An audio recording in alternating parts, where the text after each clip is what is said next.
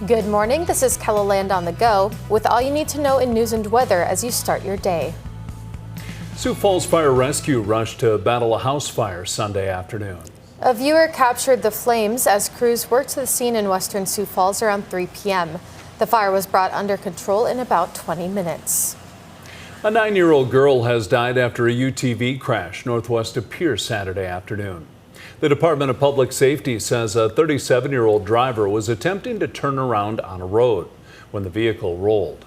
The 9-year-old died from her injuries and a 16-year-old boy suffered minor injuries. The driver was not hurt. Pennington County officials are investigating a cybersecurity incident affecting some of its offices. The Pennington County State's Attorney's Office says as a result, several county offices will be closed today. However, critical services like 911, the Pennington County Jail, the Care Campus, and court operations will remain open. Now let's get a check of our weather with meteorologist Scott Munt. Good morning, Scott. Good morning, Travis. Good morning, everybody. A hot day today. Temperatures in the 90s for many and even a chance at 100-degree heat for Phillip today. Also following developing thunderstorms in northeastern South Dakota. That will happen late today. I think it'll probably hold over until the evening hours.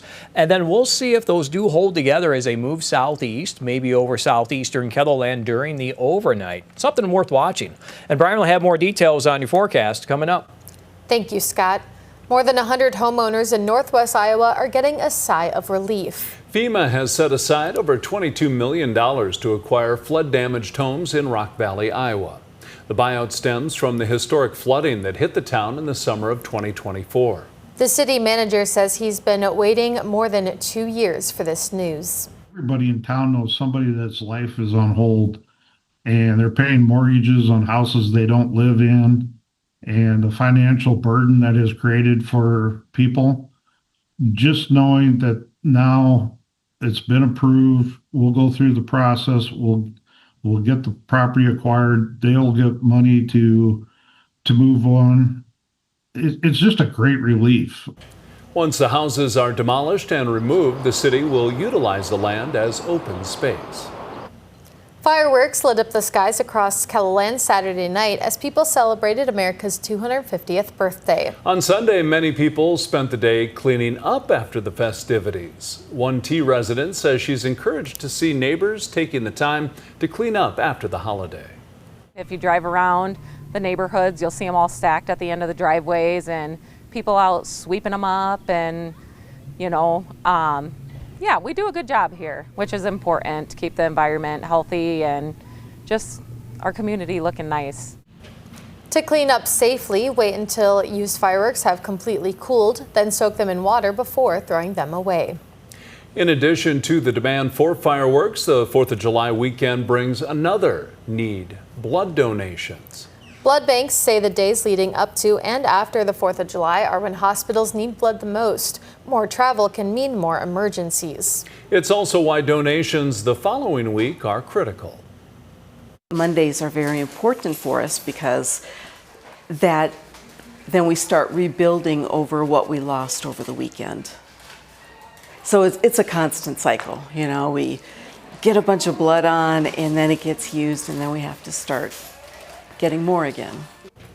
Just 1 unit of blood can benefit up to 3 people.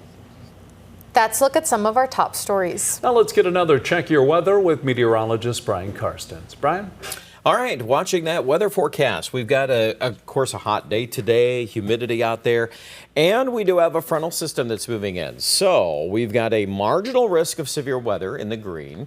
That runs from north central Nebraska on the way up here to Aberdeen, and then it transitions to a slight risk across the northeast. And then for tomorrow, too, there's going to be another severe weather risk map, which we'll get to in a moment. Now, I do want to bring to your attention a couple of things that Scott and I have been watching here. This frontal system, which you notice here mid-morning, kind of parks northwest of Mobridge. We've got a ribbon of some clouds, and a lot of the day here, this atmosphere is pretty well capped, so we don't see anything too organized. But we're going to watch the temperature. Of course, it's going to heat up well into the 90s. Aberdeen today could hit 96 degrees. And then Once we start to see this thing break loose a little bit, there are a couple of hot spots we're going to watch. First one is going to be in the northeast. We'll see if some thunderstorms route around Aberdeen. And then I would also watch some high base storms here west of Winter into western Nebraska. And then we'll keep watching this through the evening. There's some brand new evidence that's trying to maybe produce a few more thunderstorms here from Aberdeen, maybe as far south as Chamberlain, and then some sort of a broken line that would hold together during the overnight period. So we're going to cycle back to looking at this again on midday, and then we're going to look at it again for first at 4 and through the evening. So make sure you watch the weather with that. Of course, any storms that pop up, course, can be strong to severe. But tomorrow, a bigger low pressure center is going to come out of western South Dakota. This also looks to be a little more organized in the northern half of Kettleland. The south might initially be a little more capped, but let's keep an eye on Tuesday night. You can see a line of thunderstorms there from Aberdeen to the south. And some of you haven't picked up as much rain lately, so I know Aberdeen's been running a little bit lower, at least in the short term. So there's an opportunity for some more thunderstorms in the forecast. And as a result, there's that slight risk in yellow, and that does include Pierre, includes Watertown.